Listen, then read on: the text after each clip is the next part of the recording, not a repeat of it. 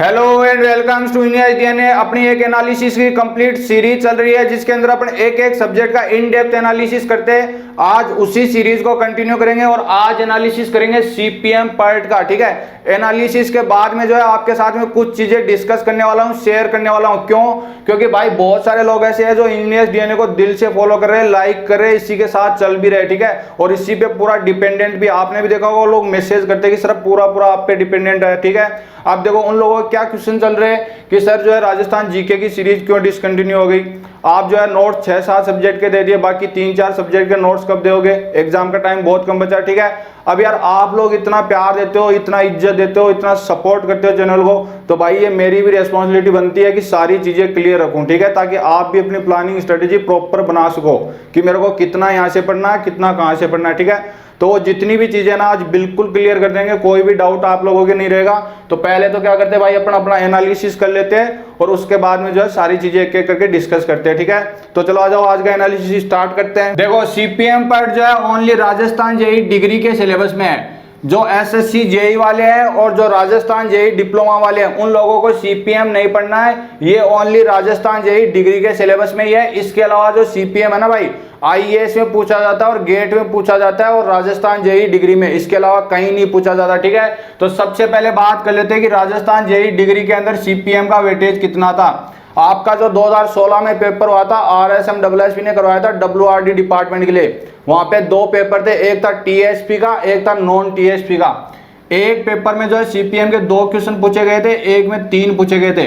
तो एक चीज तो श्योर हो जाती है कि आपसे कम से कम 2 क्वेश्चन तो पूछे जाएंगे। ठीक है, तो सीपीएम का वेटेज कितना हो गया? मिनिमम 2 क्वेश्चन आपसे पूछे जाएंगे। ये बात हो गई वेटेज की। अब बात करते हैं सिलेबस की। सिलेबस की बात करने से पहले एक चीज क्लियर कर देता हूं भाई, जिन लोगों ने बीटेक के बारे में कभी सीपीएम नहीं पढ़ा ना, वो यहाँ पे ये नहीं देखे कि 2 ही क्वेश्चन है। ठीक है, 2 क्वेश्चन है लेकिन ये भाई बहुत छोटा सब्जेक्ट है।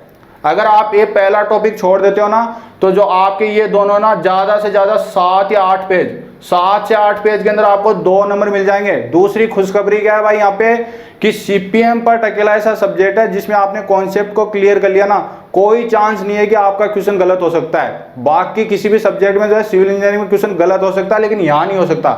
मेरे से पूछो तो मेरे को पूरी सिविल इंजीनियरिंग में ना सबसे अच्छा लगता है भाई सीपीएम।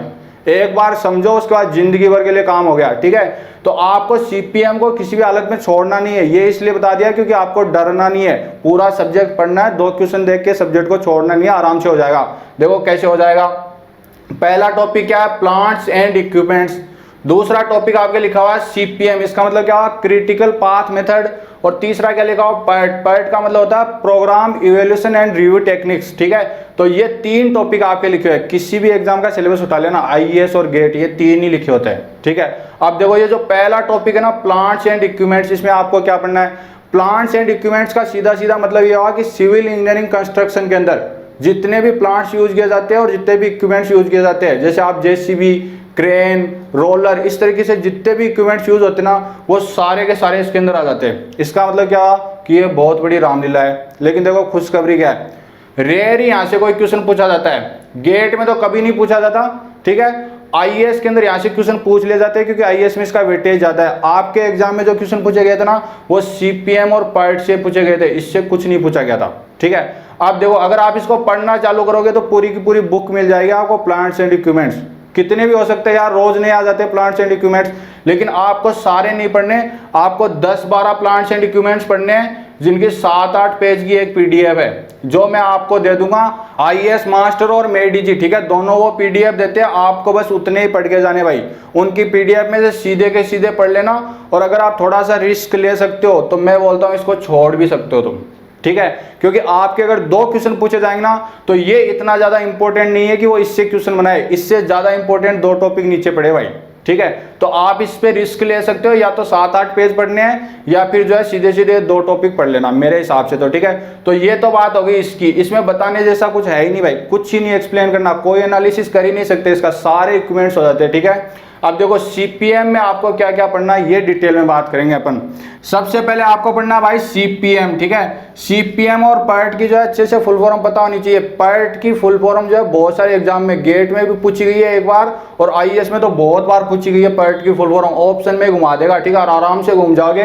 तो पर्ट की फुल फॉर्म और सीपीएम की फुल फॉर्म अच्छे से पता होनी चाहिए, ठीक है। ऐसे इजी क्वेश्चन आते हैं। क्रिटिकल पाथ मेथड, अब देखो इसके अंदर क्या क्या पढ़ना है सीपीएम में। सबसे पहले आपको पढ़ना है बार चार्ट। देखो बार चार्ट क्या होता है, इसका दूसरा नाम भी है भाई एक, क्या नाम है, गैंट चार्ट। बार चार्ट और गैंट चार्ट को अच्छे से पढ़ना है। इसके बाद देखो बार चार्ट के अंदर एक इंप्रूवमेंट आया था, ठीक है, इसमें कुछ कमियां रह गई थी, उनको इंप्रूव करने के बाद दूसरा चार्ट आया, उसका नाम है माइलस्टोन चार्ट, ठीक है। तो माइलस्टोन चार्ट भी आपको पढ़ के जाना है। उसके बाद देखो एक आया लिंक बार चार्ट, इसके माइलस्टोन चार्ट के बाद में आया था लिंक बार चार्ट, तो वो भी आपको पढ़ना है, ठीक है। तो ये 3 बार चार्ट आपको अच्छे से पढ़ने हैं। आपके जो क्वेश्चन आएगा ना, उनमें से एक क्वेश्चन तो आएगा सीधा सीधा थ्योरेटिकल, ठीक है, और एक आएगा पक्का न्यूमेरिकल। देखो न्यूमेरिकल तो आपके जो है 5-6 तरीके बनते हैं। स्टैंडर्ड न्यूमेरिकल है, फिक्स है, बिल्कुल फिक्स है, तो 5-6 में से एक क्वेश्चन पूछा जाएगा। थ्योरी थोड़ी सी ज्यादा है, तो थ्योरी आपको अच्छे से पढ़नी है। तो एक थ्योरेटिकल क्वेश्चन जो बनने के चांस पूरे पूरे बनते हैं, किस में से, चार्ट में से। उसके बाद देखो अगला जो टॉपिक आपको पढ़ना है वो है WBS स्ट्रक्चर, ठीक है। WBS स्ट्रक्चर का मतलब क्या हुआ, वर्क ब्रेकडाउन स्ट्रक्चर। इसका मतलब क्या हुआ, थोड़ा सा एग्जांपल बताता हूँ। जैसे मान लो आपको कोई बिल्डिंग बनानी है, तो उस बिल्डिंग के जितने भी काम होंगे ना, उनको पार्ट्स में आप तोड़ दोगे स्टेप वाइज स्टेप। जैसे सबसे पहले क्या होता है, साइट की क्लीनिंग होती है, ठीक है, तो साइट की क्लीनिंग सबसे पहले होगी। उसके बाद में क्या होएगा भाई, उसके बाद में तुम जो है उसका एक्सकेवेशन करोगे, फाउंडेशन करना है तुमको तो एक्सकेवेशन करोगे। तो इस तरीके से ना आप स्टेप वाइज स्टेप चलते जाते हो पूरा। तो वो जितने भी स्टेप्स में आप इसको तोड़ते हो ना, उसको बोलते हैं वर्क ब्रेकडाउन स्ट्रक्चर, ठीक है। तो ये आपको अच्छे से पढ़ना है, क्योंकि यहीं से जो है आपकी सीपीएम पूरी स्टार्ट होती है। ये उसका बेस है। क्यों, क्योंकि किस एक्टिविटी के बाद में कौन सी एक्टिविटी आएगी ये तब भी पता होगा जब आपको उसका WBS स्ट्रक्चर पता हो। जैसे एक्टिविटी क्या है, साइट जो है क्लीनिंग की एक एक्टिविटी है। उसके बाद में साइट को जो है उसको जमीन को एक्सकेवेट करना है, तो वो भी एक एक्टिविटी है। तो एक्सकेवेशन की एक्टिविटी क्लीनिंग के बाद आएगी, ठीक है। तो ये एक तरीके से बेस हो गया, तो यहाँ से क्वेश्चन पूछा जा सकता है, ठीक है। उसके बाद देखो तुमको क्या पढ़ना भाई, एलिमेंट्स ऑफ नेटवर्क। देखो एलिमेंट्स में तुमको क्या पढ़ना भाई, एलिमेंट्स में तुमको पढ़ने सारे के सारे नेटवर्क के एलिमेंट्स। इसका मतलब क्या हुआ, तुमने नाम सुना होगा ना, इवेंट, ठीक है। इवेंट क्या होता है, एक्टिविटी क्या होती है, नोड क्या होता है। इस तरीके की जितनी भी टर्म तुमने सुनी है ना, वो सारे के सारे एलिमेंट्स आपको पढ़ने। एक नेटवर्क के जितने भी एलिमेंट होते हैं ना, डमी एक्टिविटी वगैरह सारी क्या होती है, वो सारी की सारी टर्म का पता होना चाहिए क्या होती है, ठीक है। तो वो सारी की सारी आपकी चीजें पढ़नी है यहाँ पे। उसके बाद में देखो आपको नेटवर्क ड्रॉ करना है, तो उसके कुछ रूल्स होंगे, ठीक है। तो वो नेटवर्क को किस तरीके से ड्रॉ करते हैं, उसके कुछ रूल होते हैं, वो सारे के सारे पढ़ने भाई तुमको। वो सारे के सारे रूल, तभी तो आप नेटवर्क बना पाओगे ना, नहीं तो नेटवर्क कैसे बना पाओगे। मान लो आपको जो है क्वेश्चन सीधा का सीधा ऐसे दे दे कि एक्टिविटीज दे दी और आपको बोल दे कि निम्न में से कौन सा नेटवर्क सही है, तो आपको नेटवर्क को ड्रॉ कराना आना चाहिए ना। देखो क्वेश्चन आपसे कैसे पूछा जाएगा इसके अंदर, नेटवर्क के अंदर। देखो क्वेश्चन जो आपसे जो पूछा जा सकता है नेटवर्क के रूल के हिसाब से, वो पूछा जा सकता है। आपको क्वेश्चन में क्या देगा, डेटा दे देगा, ठीक है, अलग अलग एक्टिविटीज दे देगा और उसका टाइम ऑफ कंप्लीशन दे देगा एक एक एक्टिविटी का, और आपको बोलेगा 4 नेटवर्क दे देगा ऑप्शन में और बोलेगा कौन सा नेटवर्क सही है इन एक्टिविटीज के हिसाब से। तो आपको नेटवर्क बनाना आना चाहिए। हो सकता है कि बड़ा नहीं तो छोटा ही दे दे, 2-3 एक्टिविटी दे दे, 4 एक्टिविटी दे दे और नेटवर्क बना ले। तो सबसे पहले आपको क्या पढ़ना भाई, रूल्स, ठीक है।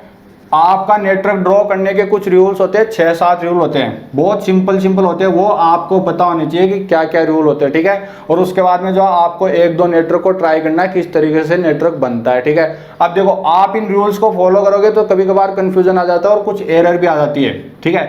तो एरर जब आ जाएगी तो उन एरर को कैसे दूर करोगे, उसके भी कुछ रूल होते हैं। तो आपको क्या करने हैं, एरर के रूल भी बनने हैं, नेटवर्क को ड्रॉ करने के रूल भी पढ़ने हैं। उसके बाद देखो आप क्या जाता है, नंबरिंग, ठीक है। आप क्या करते हो भाई, नंबरिंग करने का भी एक फिक्स सिस्टम होता है, ठीक है। आप जितने भी इवेंट्स आपके होंगे ना, उन सब की नंबरिंग करोगे तो उसका एक फिक्स रूल होता है जिसको बोलते हैं फुलकर्सन रूल, ठीक है। तो वो आपको फुलकर्सन रूल जो ना भाई वो अच्छे से पढ़ के जाना है, ठीक है, नहीं तो आप नंबरिंग नहीं कर पाओगे। हो सकता है वो आपको जो है एक नेटवर्क दे दे ऊपर ही ऊपर, ठीक है, और उसके बाद में बोले निम्न में से कौन सी नंबरिंग सही है और 4 ऑप्शन में अलग अलग नंबरिंग दे दे, ठीक है। तो इस तरीके से क्वेश्चन आ जा पूछा जा सकता है ऑब्जेक्ट के अंदर। तो आपको नंबरिंग भी जो है अच्छे से पढ़ के जानी है। उसके बाद है आपके पार्ट, ठीक है। आपको पार्ट पढ़ना भाई, सबसे पहले तो आपको जो है भाई पार्ट की फुल फॉर्म पता होनी चाहिए। क्या पता यही क्वेश्चन पूछ ले, आईएएस में पूछा गया, आपसे भी पूछ ले। देखो क्या होती है programme evaluation and review techniques, ठीक है। तो पैट की फुल फॉर्म मैंने बता दी, क्या पता यहीं से डायरेक्ट क्वेश्चन आ जाए, पता चले आप पूरी सीपीएम छोड़ के गए, मेरा एक वीडियो देख लिया और मैंने पैट की फुल फॉर्म बता दी, ठीक है। तो ये आपसे पूछी जा सकती है पैट की फुल फॉर्म। उसके बाद देखो आपको पैट को अच्छे से समझना है कि पैट क्या होता है, नेटवर्क की टेक्निक होती है, ठीक है। इस टेक्निक में और सीपीएम में क्या फर्क होता है, ठीक है। तो यहाँ से एक क्वेश्चन पक्का बनता है आपका, कौन सा, सीपीएम एंड पैट के अंदर क्या डिफरेंस होते हैं भाई, ठीक है। ये जो 5-6 आपके डिफरेंस होते हैं ना, वो भाई बहुत ज्यादा इंपॉर्टेंट है। बार चार्ट वगैरह से तो क्वेश्चन पूछा जाए या ना जाए थ्योरेटिकल, लेकिन यहाँ से पक्के चांस बनते हैं भाई। कैसे कि कौन सा तो इवेंट ओरिएंटेड है, कौन सा एक्टिविटी ओरिएंटेड है, ठीक है, कौन से के अंदर किस तरीके का ग्राफ बनता है, वो सारी चीजें ना भाई 5-6 डिफरेंस भाई रट के चल जाना, मैं तुमको सही बता रहा हूँ। चाहे कुछ भी क्लू लगाना, कैसे भी ट्रिक बनाना, अपनी रट के चल जाना। एक क्वेश्चन पूरे चांस लग रहे हैं ना मेरे को यहाँ से पूछा जाएगा, ठीक है। बहुत बार आईएएस का तो फेवरेट है, एक क्वेश्चन पूछा ही जाएगा यहाँ से। एक क्वेश्चन सीपीएम और पैट के डिफरेंस में से पढ़ के जाना है। पूरी सीपीएम कुछ भी नहीं पढ़ो ना तुम, तो एक तो ये पढ़ लेना और 2-3 चीजें और बताता हूँ, बस वो पढ़ लेना, पक्की गारंटी है 2 में से एक क्वेश्चन फंसेगा, ठीक है। तो पैट और सीपीएम में डिफरेंस अच्छे से पढ़ने भाई तुमको। उसके बाद देखो इसके अंदर टाइम एस्टिमेट होते हैं पैट के अंदर, ठीक है। अलग अलग टाइम एस्टिमेट होते हैं, वो सारे के सारे टाइम एस्टिमेट को अच्छे से पढ़ना, उनमें कंफ्यूजन बहुत बड़ा होता है, ठीक है। तो अच्छे से समझना है, एक बार समझ जाओगे ना कौन से टाइम एस्टिमेट का मतलब क्या होता है, फिर कभी गलत नहीं होगा, फिर जिंदगी में कभी रिवाइज नहीं करना आपको, ठीक है। तो पैट के सारे टाइम एस्टिमेट को अच्छे से पढ़ना भाई तुमको। उसके बाद देखो डिस्ट्रीब्यूशन करवाए, डिस्ट्रीब्यूशन करवा होता भाई, ठीक है। बीटा डिस्ट्रीब्यूशन करवाए, स्क्यू डिस्ट्रीब्यूशन करवाए, इस तरीके से नॉर्मल डिस्ट्रीब्यूशन करवाए, वो डिस्ट्रीब्यूशन करवा आपको पढ़ के जाने, ठीक है। इस डिस्ट्रीब्यूशन करवाए से आपके न्यूमेरिकल बन जाता है प्रोबेबिलिटी का, गेट में पूछते हैं भाई, ठीक है। आपके तो पता नहीं पूछेंगे नहीं, लेकिन इस करवाए से जो एक न्यूमेरिकल बनता है प्रोबेबिलिटी का, ठीक है। तुम चाहो तो पढ़ लेना, हो सकता है क्या पता तुमसे भी पूछ ले। न्यूमेरिकल बहुत ईजी होता है, ज़्यादा कैलकुलेशन होती नहीं है, बस थोड़ा सा पता होना चाहिए प्रोबेबिलिटी कैसे निकालते हैं, ठीक है। 2-3 फॉर्मूले छोटे। देखो ये बात होगी डिस्ट्रीब्यूशन करवाएगी। उसके बाद में तुम्हारे पास में आ जाते हैं इवेंट टाइम्स, ठीक है। 2 तरीके के इवेंट टाइम्स होते हैं भाई, वो दोनों आपको अच्छे से पढ़ के जाने हैं। उसके बाद में देखो प्रोबेबिलिटी की बात तुम्हारी होगी। उसके बाद में एक न्यूमेरिकल आएगा, ठीक है, पक्का आएगा, किसी न किसी पेपर में तो फंसेगा। वो कैसे आएगा, या तो स्लेक से आएगा या फिर फ्लोट से आएगा, ठीक है, पक्का आएगा, मैं तुमको गारंटी दे रहा हूँ भाई। या तो स्लेक से आएगा या फ्लोट से आएगा, दोनों पेपर होंगे ना, टीएसपी नॉन टीएसपी, 4 क्वेश्चन दोनों में आएंगे ना टोटल। एक क्वेश्चन तो यहाँ से पक्का आएगा, न्यूमेरिकल पक्का गारंटी है मेरी, और एक जो थ्योरेटिकल यहाँ से पक्का आएगा। ये 2 टॉपिक पिन पॉइंटेड है, पक्के 2 क्वेश्चन है, समझ लेना, ठीक है। तो ये जो स्लेक क्या होता है, फ्लोट क्या होता है, फ्लोट बहुत तरीके के होते हैं, सारे के सारे फ्लोट है ना आपको अच्छे से पढ़ के जाने, इंडिपेंडेंट वगैरह सारे जो 4-5 फ्लोट होते हैं ना अच्छे से। यहाँ पे बहुत बड़ा जो कन्फ्यूजन होता है भाई उन फ्लोट के अंदर, अगर आपने क्वेश्चन को प्रैक्टिस नहीं किया ना, सिर्फ समझ के डेफिनेशन से चले गए तो फ्लोट सोल्व नहीं होगा आपसे, ठीक है। प्रैक्टिस करके जाना फ्लोट के अच्छे से। उसके बाद देखो सीपीएम के अंदर भी भाई टाइम एस्टिमेट होते हैं, ठीक है। तो वो जो 4 होते हैं भाई ये, ठीक है, इन चारों को अच्छे से पढ़ के जाना, और पैट वाले भी आपको अच्छे से पढ़ के जाना है। देखो एक जो आपके पूछा जाएगा ना, वो पूछा जाएगा टीई, इसके ऊपर न्यूमेरिकल बनता है भाई, ठीक है। इन्हीं टाइम एस्टिमेट में से ही है टीई, ठीक है, expected time of completion of A project. आपको क्या करेगा, एक जो है आपको पूरा का पूरा नेटवर्क ड्रॉ करके दे देगा, इस तरीके से कुछ भी दे देगा, ठीक है। पूरा नेटवर्क ड्रॉ करने के बाद में आपसे क्या बोलेगा, सारी एक्टिविटी का टाइम दे देगा, और आपसे बोलेगा कि ये जो प्रोजेक्ट है उसका एक्सपेक्टेड टाइम बताओ कितने दिन में ये कंप्लीट हो जाएगा, ठीक है। तो उसके लिए पहली बात तो क्या, आपको नेटवर्क को पढ़ना आना चाहिए। उसके बाद ये टीई कैसे निकालते हैं, ठीक है, ये आना चाहिए आपको। बिल्कुल सिंपल, पूरी सीपीएम का सबसे सिंपल क्वेश्चन होता है ये टीई, और जेई लेवल पे तो आराम से पूछा जा सकता है, ठीक है। तो ये टी वाला न्यूमेरिकल तुमको अच्छे से पढ़ के जाना भाई। उसके बाद देखो इसके अंदर जो सबसे इंपॉर्टेंट था ना भाई, वो क्या था, एक तो ये था सीपीएम पार्ट, इसके बाद स्लेक और फ्लोट, और एक ये टी, ठीक है, 2 न्यूमेरिकल हो गए। एक और न्यूमेरिकल निकलता है भाई किससे, ये जो टी है ना, इसी से प्रोबेबिलिटी का भी न्यूमेरिकल निकलता है। वो थोड़ा सा टफ लेवल का न्यूमेरिकल होता है, आपसे नहीं पूछा जाएगा मेरे को लगता नहीं। तो बहुत सारे लोग क्या करेंगे, पहले सीपीएम पढ़ लिए होंगे ना, वो टी से जो प्रोबेबिलिटी निकलती है ना, टीएस वगैरह है, ठीक है, जो जेड इक्वल्स टू ऐसे करके कुछ फॉर्मूला होता है, T minus T S upon something time होता है ना, तो वो वाला जो फॉर्मूला होता है ना, उससे क्वेश्चन नहीं पूछा जाएगा, मेरे को नहीं लगता, क्योंकि वो बहुत टफ लेवल का क्वेश्चन होता है, उसमें बहुत ज़्यादा घुमा सकता है प्रोबेबिलिटी, ठीक है। तो उसमें आप मत घुसना, उसकी टेबल वेबल पढ़ने कहीं बैठ जाओ। न्यूमेरिकल अगर आपको पढ़ने हैं तो स्लेक के पढ़ना, फ्लोट के पढ़ना, ये टी कैसे निकालते हैं, बस यही 2-3 न्यूमेरिकल है जो आपसे पूछे जा सकते हैं, और बाकी थ्योरी है। देखो कितना छोटा सा सब्जेक्ट हो गया भाई सीपीएम का एनालिसिस, ठीक है। तो ये तो बात हो गई भाई अपने एनालिसिस की। अब बात करते हैं, जो मैंने बोला था आपके साथ में कुछ चीज़ें शेयर करने वाला हूँ। देखो भाई वो चीज़ें क्या है, वो बहुत ही ज़्यादा इंपॉर्टेंट है भाई। ठीक है, उनको शेयर करना बहुत ज़्यादा ज़रूरी हो गया, क्योंकि बहुत ज़्यादा मैसेज मेरे पास कंटिन्यूस आ रहे, बोल रहे सर आप राजस्थान जीके स्टार्ट नहीं कर रहे, कुछ लोग गालियाँ भी दे रहे, कुछ लोग बोल भी रहे, कुछ लोग बोल रहे कि सर नोट्स दे दो, ये दे दो, सारी चीज़ें डिस्कस करते भाई एक एक करके। ठीक है, गर्मी बहुत हो रही है, पसीना आ रहा, लेकिन करेंगे भाई डिस्कस। देखो क्या ना भाई, मैंने राजस्थान जीके को बंद कर दिया, ठीक है, अभी नहीं चल रहे उसके वीडियो, अभी एनालिसिस की सीरीज चल रही है जो आज कंप्लीट होगी, अपना सीपीएम लास्ट था। ठीक है, अब एसएससी के 2 सब्जेक्ट बढ़े, एक तो ट्रांसपोर्टेशन और एक इन्वायरमेंट। ठीक है, तो ये तो एनालिसिस वाली तो कंप्लीट होगी, लेकिन उसका क्या होगा, उसके साथ क्यूएस भी बंद कर दी। देखो इसके पीछे रीजन क्या है भाई, तुमको ईमानदारी से बताता हूँ, कोई भी कोचिंग वाला ना इस तरीके की चीज़ें नहीं बताता, कोई भी यूट्यूबर ही नहीं बताता, क्योंकि बहुत बड़ा नुकसान उनको झेलना पड़ता है, लेकिन मैं बताता हूँ। ठीक है, क्योंकि भाई आपका सिलेक्शन होना जरूरी है, और ये बात इसलिए बता रहा हूँ क्योंकि आपने जो चैनल को सपोर्ट दिया ना भाई, वो वाकई में काबिल तारीफ था भाई। इतने दिन में इतने व्यूज़ और सारी चीज़ें नहीं ला सकता कोई भी आपके सपोर्ट के बिना। और आप जो प्यार देते हो, इज्जत देते हो ना भाई, जो कमेंट करते हो ना पागलों की तरह एकदम कि भाई भगवान मान लेते हो, बस इसीलिए बता रहा हूँ। ठीक है भाई, बहुत ज़्यादा पसीना आ गया था और पैर में दर्द भी होने लग गया था, इसलिए क्या मैंने वीडियो को बंद कर दिया। ठीक है, अब अपन क्या करते हैं, सबसे पहले तो प्रॉब्लम डिस्कस करते हैं, किस वजह से अपने वीडियोस कम आते हैं, और उसके बाद में जो है ना मैं शेड्यूल डिस्कस करूंगा आपके साथ में कि कौन कौन से वीडियोस आएंगे, किस सीक्वेंस में आएंगे, और कौन कौन से आपको नोट्स मिलेंगे, कब कब मिलेंगे। ठीक है, तो आपका बिल्कुल क्लियर हो जाएगा कि आपको कितना मटेरियल कहाँ से पढ़ना है, सारी चीज़ें बिल्कुल क्लियर कर देंगे। अभी देखो जो प्रॉब्लम डिस्कस कर रहा हूँ ना भाई, उसको तुम जो है ध्यान से सुनना, पॉजिटिव वे में लेना, आपको एक मोटिवेशन मिलेगा कि यार ये जो है इस कंडीशन के अंदर काम कर सकता है, तो क्या मैं राजस्थान जेईई क्रैक नहीं कर सकता क्या घर बैठ के भी। ठीक है, तो मैं आपको अपनी स्टोरी थोड़ी सी सुनाता हूँ भाई, उसके बाद में जो है आपको थोड़ा मोटिवेशन भी मिलेगा। पूरे दिन टाइम खराब करते हो तो 2 मिनट और देख लो। देखो क्या, मैंने 22 अगस्त को भाई सबसे पहला जो वीडियो यूट्यूब पे डाला था, कितनी 22 अगस्त को। इससे पहले मैंने 6 मार्च को जो एक सर्जरी कराई थी, जो लोग मेरे रेगुलर वीडियो देखते हैं उनको तो पता ही है। ठीक है, मैंने बताया भी था, 6 मार्च को सर्जरी कराई, ACL सर्जरी नी जॉइंट की। मेरे नी जॉइंट का जो है ACL टीयर हो गया था। ठीक है, स्पोर्ट्स इंजरी थी और ACL टीयर हो गया। उसके बाद जब मैंने सर्जरी कराई, उसके बाद मुझे लगा 4 से 4.5 महीने बाद में कि मेरा पैर बिल्कुल सही है, मुझे काम करना चाहिए। मैंने अपना चैनल लॉन्च कर दिया और वीडियो बनाना स्टार्ट कर दिया। ठीक है, देखो डॉक्टर ने जब सर्जरी करी तो मुझे बोला 1 साल तक कोई भी ऐसा काम नहीं करना जिससे पैर पे ज़्यादा जोर पड़े, मतलब ज़्यादा देर खड़ा भी नहीं होना, और कोई भी ऐसा काम नहीं करना जो रैपिड मूवमेंट हो, जैसे डायरेक्शन चेंज हो, तो क्या वापस से पैर मुड़ेगा, वापस से ACL टूट सकता है। लेकिन मुझे लगा यार डॉक्टर ऐसे ही बोलते हैं, ठीक है, सारी चीज़ें ऐसी चलती है, वो तो अपनी सेफ्टी के साथ ज़्यादा ही टाइम बताते हैं। 4 महीने बाद मैं घर से आ गया। ठीक है, जयपुर आ गया, वहाँ पे वीडियो शूट करना स्टार्ट कर दिया, पूरा बना लिया स्टूडियो, सारा काम ठीक ठीक चल रहा। मैं आपको रेगुलर वीडियो दे भी रहा था स्टार्टिंग में। बाद में धीरे धीरे क्या हुआ, मेरे पैर में थोड़ी थोड़ी प्रॉब्लम होना स्टार्ट हुई। ठीक है, मैं उसको इग्नोर किया, 2 दिन आराम करता, 1 दिन वीडियो बना लेता, इस तरह की कंडीशन में आ गया।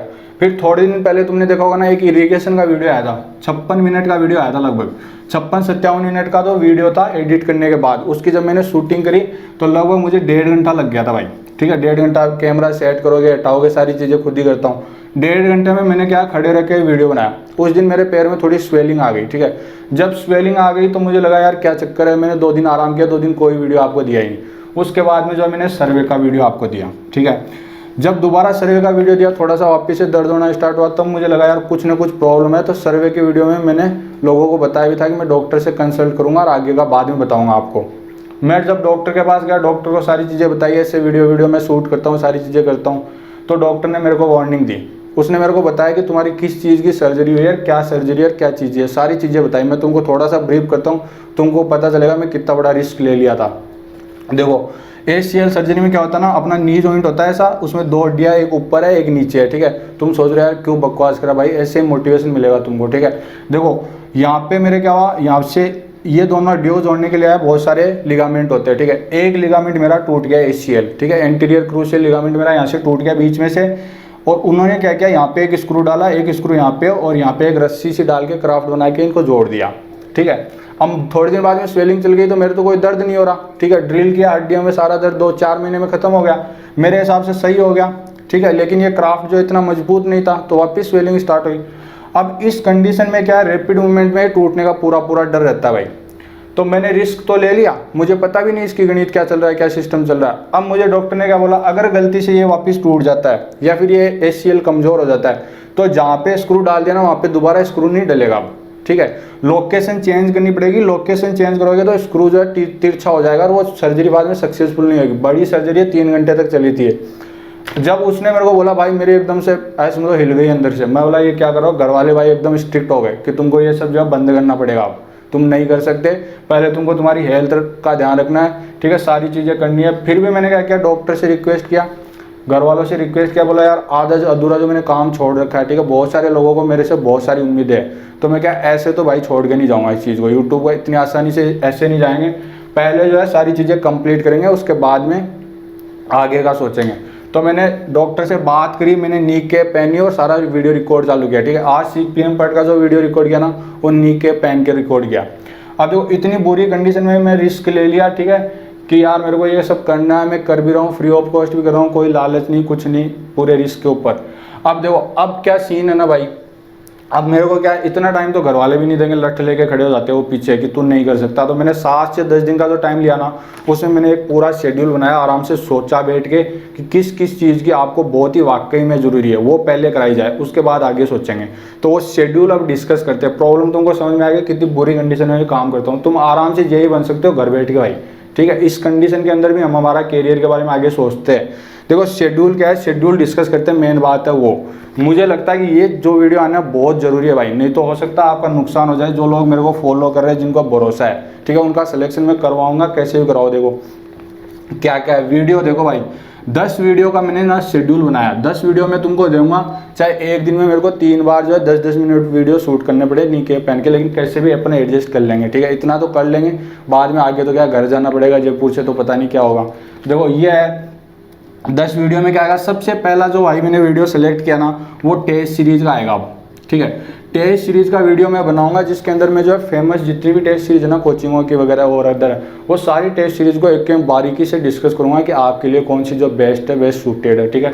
तो टेस्ट सीरीज अपन डिस्कस करेंगे एक वीडियो में, ठीक है, छोटा सा वीडियो है 10-15 मिनट का। उसके बाद में राजस्थान की हिस्ट्री का एनालिसिस करेंगे, ठीक है। अपन जो है ज्योग्राफी का एनालिसिस कर चुके हैं, राजस्थान की हिस्ट्री और कल्चर, इन दोनों के 2 वीडियो बनेंगे, एक हिस्ट्री का, एक आर्ट एंड कल्चर का। पूरा एनालिसिस करेंगे ताकि राजस्थान जीके से रिलेटेड जितनी प्रॉब्लम है सारी आपकी क्लियर हो जाए, कितना पढ़ना है, कहाँ से पढ़ना है। उसका तुमको नोट्स दे देंगे तो तुम सीधा भी पढ़ सकते हो, ठीक है। उसका देखो चौथा क्या करेंगे अपन भाई, जैसे ही ये डिस्कस करेंगे उसके बाद में अपने एक वीडियो बनाएंगे कि यार जीके को तुम याद कैसे करो। बहुत सारे लोगों को क्या दिक्कत आ रही है ना, वो बोल रहे सर जीके याद नहीं हो रहा। तो मैंने क्या 7-8 स्मार्ट टेक्निक है, जो कुछ लोगों को तो फ़ोन पे बताई, जो फ़ोन करते हैं, बाकी तुमको भी वो बताऊंगा, ठीक है, किस तरीके से जीके को याद किया जाए। बिल्कुल यूनिक टेक्निक है, ठीक है, जो मैं फॉलो करता हूँ, वो सारी की सारी यहाँ पे बताएंगे, ताकि तुम्हारे पास में क्लियर हो गया तुमको क्या पढ़ना, कितना पढ़ना, कंटेंट मिल गया। उसके बाद जो किस तरीके से पढ़ना वो भी यहाँ हो जाएगा। उसका 5वां वीडियो आएगा टेक्निकल का, ठीक है, कि टेक्निकल में क्या मैं तुमको थोड़ी स्मार्ट अप्रोच बताऊंगा। लास्ट में लोग डिप्रेशन में आ जाते हैं, रिवीजन तरीके से नहीं करते और पूरी मेहनत उनकी खराब हो जाती है। तो वो सारी स्मार्ट टेक्निक किस तरीके से आपको अप्रोच रखनी है टेक्निकल पे, ताकि इतने बड़े सिलेबस को आपको तरीके से लेकर चलना है। कॉम्बिनेशन बताऊंगा सब्जेक्ट का, किस सब्जेक्ट के साथ किसको पढ़ना है, और रीजन के साथ, लॉजिक के साथ, कि यही सही है, ठीक है। तो इस तरीके का अपना एक वीडियो आएगा 5वां। उसके बाद देखो छठा जो वीडियो ना भाई, वो आएगा QSP का। QSP और छठा वीडियो से क्या मतलब है, मैं क्या करा पूरी QSP तो यहाँ नहीं पढ़ा सकता, लेकिन मैं स्कैन कर लिया नोट्स को और PC के अंदर रिकॉर्ड करूँगा, ठीक है, डिस्प्ले रिकॉर्ड करके अंडरलाइन करके तुमको समझा दूंगा मेरे नोट्स में क्या लिखा हुआ, ठीक है। तो इस तरीके से अपन QSP को कंप्लीट करेंगे जो बची हुई है अपनी। उसके बाद मैंने 7वां जो सिलेक्ट किया RCC को मैंने बताया था ना 4 घंटे में आपको कोड कंप्लीट कराऊंगा, तो वो PC से उस हिसाब से करा देंगे। RCC को सेलेक्ट करने के पीछे रीजन क्या है ना भाई, RCC में आप बहुत ज़्यादा टाइम खराब कर सकते हो, और मैं चाहता हूं कि 7 से 8 दिन में आपके यहाँ बचा दूं 4-5 घंटे में, ठीक है। बाकी सॉइल मैकेनिक्स में यहाँ पे ले सकता था, लेकिन वो बहुत बड़ा सब्जेक्ट है, ठीक है, उसको उसी तरीके से पढ़ाना पड़ेगा जिस तरीके से आपको बाकी सब पढ़ाते हैं। यहाँ पे थोड़ी सी स्मार्टनेस दिखाऊंगा मैं, ठीक है। तो ये आपके 7-8 दिन में बचा दूंगा 4-5 घंटे में, ठीक है। तो बाकी जो बचे हुए दिन है ना, वो आप किसी और सब्जेक्ट में देखो। उसके बाद में जो अगला मैंने सेलेक्ट किया ना भाई, वो क्या फील्ड एस्ट्रोनॉमी और रिमोट सेंसिंग, ठीक है, उनके बारे में अपन डिस्कस करेंगे थोड़ा सा। उसके बाद में करेंगे CPM पार्ट। 9वां वीडियो जो होगा ना CPM पार्ट का होगा, और 10वां जो वीडियो ना, सीक्वेंस देखो यही रहेगी इनकी। ये 10वां वीडियो ना, इसकी सीक्वेंस जो 22 सितंबर को डिसाइड होगी। 22 सितंबर को, क्यों 22 सितंबर को ना SSC की फाइनल कैलेंडर लॉन्च हो जाएगा साल भर का, ठीक है। तो वहाँ पे पता चल जाएगा कि SSC का एग्जाम कब होना, फिक्स हो जाएगा बिल्कुल। उस दिन अपन ना एक वीडियो बनाएंगे उसके बाद में, और उसमें क्या जो GK होता है ना SSC का, उसके 20 से 25 पिन पॉइंटेड जो आपको टॉपिक बताऊंगा जहाँ से 100% क्वेश्चन पूछा जाता है। आप 15-15 मिनट जो है 10 दिन तक पढ़ लोगे ना, तो आराम से 20-25 नंबर स्कोर कर लोगे वहाँ पे। तो एसएससी का एग्जाम पहले है, तो ये वाला जो एक बहुत ही स्मार्ट सा वीडियो बनाएंगे जिसके अंदर मैं जीके बताऊंगा आपको, पिन पॉइंटेड यहाँ से पढ़ो, या तो 2-3 घंटे पढ़ लो लगातार, नहीं तो 10-15 मिनट पढ़ लो डेली का, और आप जो है एसएससी का प्रीलिम्स क्रैक कर लो किसी भी हालत में। मेंस के लिए टाइम मिल जाएगा, फिर राजस्थान जेईई तुम्हारा हो जाएगा उसके बाद, ठीक है। तो इस तरीके से अपने 10 वीडियो ये मुझे लग रहा है कि बहुत ही ज़्यादा इंपॉर्टेंट है। बाकी तो क्या आपको वीडियो और जगह मिल जाएंगे, कंटेंट मिल जाएगा, लेकिन इन ये 10 वीडियो आपको हो सकता है कोई नहीं मिले, ठीक है। तो इसलिए मैंने इन 10 को सेलेक्ट किया। उसके बाद देखो नोट्स की बात करते थोड़ी सी।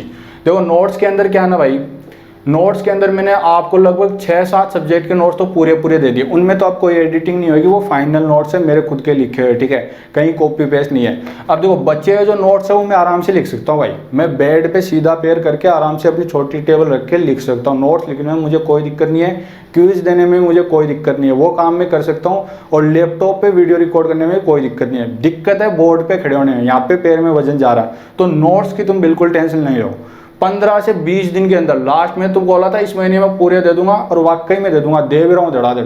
15 से 20 दिन में आपको पूरे के पूरे नोट्स मेरे हैंड रिटन, कहीं कॉपी पेस्ट नहीं, आपके एग्जाम सिलेबस से तुमको मिल जाएंगे, पक्का वादा है भाई, पूरे मिल जाएंगे तुमको।